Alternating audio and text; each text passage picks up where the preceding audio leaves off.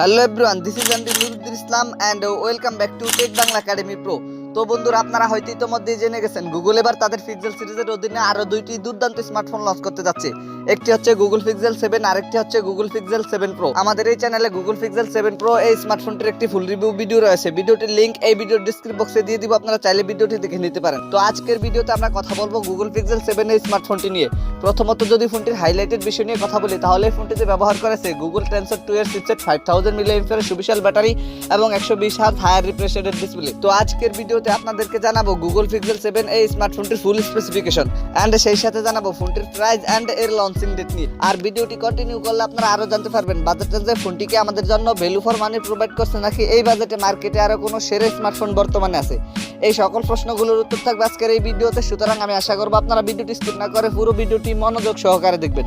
তো চলুন কথা না বাড়িয়ে মূল ভিডিওতে যাওয়া যাক।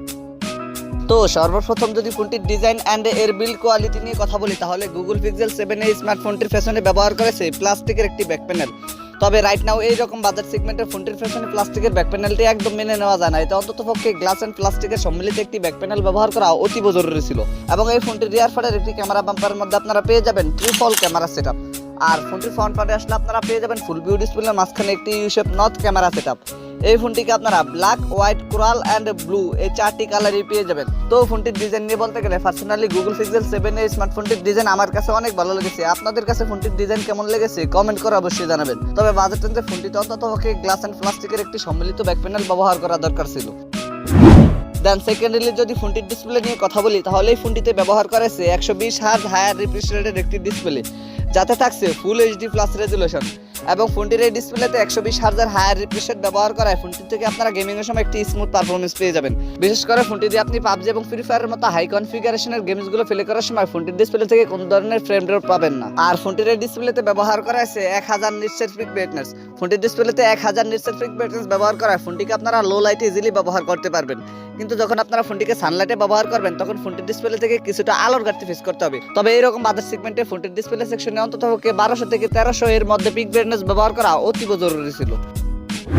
ফোনটির পারফরম্যান্স নিয়ে কথা বলতে গেলে এই ফোনটিতে ব্যবহার করা হয়েছে গুগল টেনসর 2 এর একটি চিপসেট। বরাবরের মতো আপনারা সকলেই জানেন বাজেট রেঞ্জে কিন্তু গুগল টেনসরের চিপসেটটি আমাদের জন্য গেমিং পারফরম্যান্সেও অনেকটা ভ্যালু ফর মানি প্রোভাইড করে থাকে। তো আমরা আশা করতে পারি এইরকম বাজেট সেগমেন্টে গুগল টেনসর 2 এই চিপসেটটি আমাদেরকে আশাহত করবে না। আর এই ফোনটিতে ব্যবহার করা হতে পারে দুইটি ব্যাটারি। একটি হচ্ছে 4600 mAh এর ব্যাটারি, আরেকটি হচ্ছে 5000 mAh এর ব্যাটারি। আর এই ব্যাটারির সাথে ফোনটিতে ব্যবহার করা হতে পারে 30 ওয়াটের একটি ফাস্ট চার্জার। গুগল জানিয়েছে এছাড়াও ফোনটিতে ব্যবহার করা হতে পারে 23 ওয়াটের একটি ওয়্যারলেস চার্জার।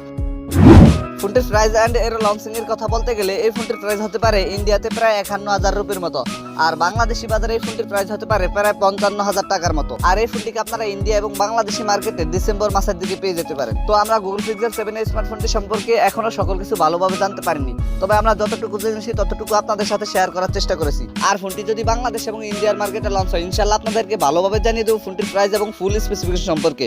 আপনি যদি ফোনটির পরবর্তী ভিডিও মিস না করতে চান, তাহলে আমাদের চ্যানেলটিকে সাবস্ক্রাইব করে পাশে আসা বেল আইকনটিতে প্রেস করে রাখুন। সো এই ছিল আমাদের আজকের ভিডিও। আশা করি আপনাদেরকে গুগল পিক্সেল 7 এই স্মার্টফোনটি সম্পর্কে মোটামুটি একটি ধারণা দিতে পেরেছি।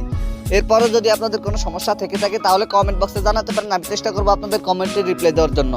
আর যদি মনে হয় ভিডিওটি থেকে একটু উপকৃত হয়েছেন, তাহলে ভিডিওটিতে একটি লাইক দিয়ে দেবেন, ভিডিওটি বন্ধুদের মাঝে শেয়ার করে দেবেন। তো দেখা হচ্ছে খুব শীঘ্রই নতুন কোনো ভিডিওতে নতুন কিছু নিয়ে। সে পর্যন্ত সবাই ভালো থাকবেন, সুস্থ থাকবেন। Good bye.